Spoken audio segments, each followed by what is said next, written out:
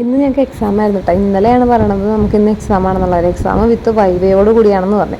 അപ്പോഴത്തേക്കും എന്താ അയ്യോ എക്സാം ആണല്ലോ എന്ത് ചെയ്യുന്നൊക്കെ വെച്ചിട്ട് ആദ്യമേ ഒന്നും ഞാൻ വീഡിയോ എടുത്തില്ല കേട്ടോ. കാരണം എക്സാം നടക്കാൻ സമയത്ത് വീഡിയോ എടുക്കാൻ പറ്റില്ലല്ലോ.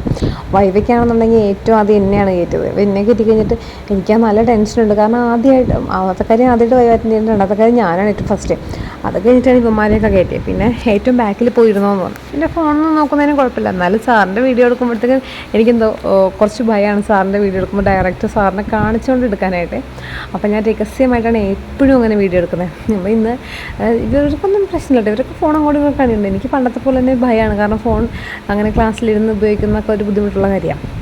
രഹസ്യമായിട്ടൊക്കെ എടുക്കുന്നതല്ലാതെ അങ്ങനെ തക്കാറില്ല. എല്ലാവരും വൈവ കഴിഞ്ഞോ എന്ന് വെച്ചാൽ കഴിഞ്ഞിട്ടൊന്നുമില്ല. ഇവൻ്റെ പകുതി വെച്ചായിരുന്നു. ഇവൻ ചിരിച്ചോണ്ടൊക്കെ വരുന്നുണ്ട്.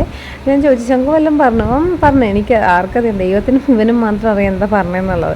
അത്യാവശ്യം കുഴപ്പമൊന്നുമില്ല. പിന്നെ സാറിൻ്റെ ഒരു അവലോകനം വെച്ചിട്ട് എല്ലാവരും മണ്ടന്മാരാണ്, ഒന്നും അറിയില്ല എന്നുള്ള രീതിയിൽ സാറ് പറഞ്ഞു നിങ്ങളൊന്നും പഠിക്കുന്ന പോരാന്നൊക്കെ എല്ലാവരുടെ പറഞ്ഞായിരുന്നു. കാരണം വൈവ അത്ര മോശമായിരുന്നു തോന്നുന്നു. ഇനി ആൻസർ ഷീറ്റ് കിട്ടുന്ന അടുത്ത ആഴ്ച കേട്ടോ. അപ്പോൾ അറിയാം എന്തായിരിക്കുന്നു. 30 ക്വസ്റ്റ്യൻസ് ഉണ്ട്. ഒരു ക്വസ്റ്റ്യന് 1 മാർക്ക് വെച്ചാണെങ്കിൽ 30 മാർക്ക് വെച്ചിട്ടായിരിക്കും. അതെന്താകുമെന്ന് അറിയില്ല. അതിന് അടുത്ത ക്ലാസ്സിലല്ലേ.